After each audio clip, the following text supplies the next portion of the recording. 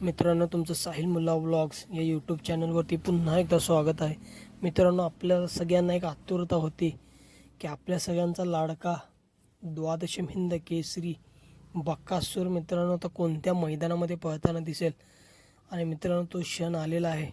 आपल्या सगळ्यांचा लाडका द्वादशम हिंद केसरी बक्कासूर आपल्याला आज श्री धर्मराज उत्सव मायक्का यात्रेनिमित्त व मित्रांनो खंडोबा यात्रेनिमित्त एक भव्य दिव्य असं मैदान होतं आहे. एक आदत एक बैलचं मैदान मौजे यदगाव जिल्हा सांगली या ठिकाणी एक भव्य दिव्य असं मैदान होतं आहे. एक आदत एक बैलचं मैदान. मित्रांनो, आपण बघितलं असेल बरेच दिवस झाले आपल्या सगळ्यांचा लाडका द्वादशीम हिंद केसरी बक्कासूर हा आपल्याला कोणत्याच मैदानामध्ये पळताना दिसला नाही.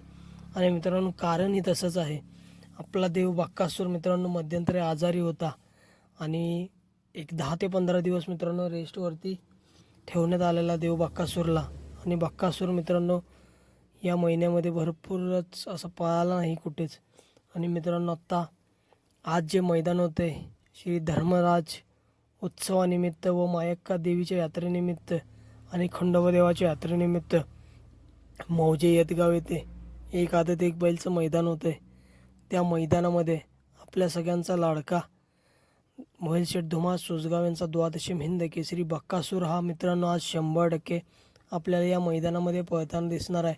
आणि मित्रांनो, रणजित सरांनी आपल्या चॅनलवरती एक बाईट दिलेली त्यामध्ये सांगितलं होतं की आपल्या सगळ्यांचा लाडका द्वादशीम हिंद केसरी बक्कासूर आपल्याला आज या एक आदत एक बैलच्या मैदानामध्ये पळताना दिसेल.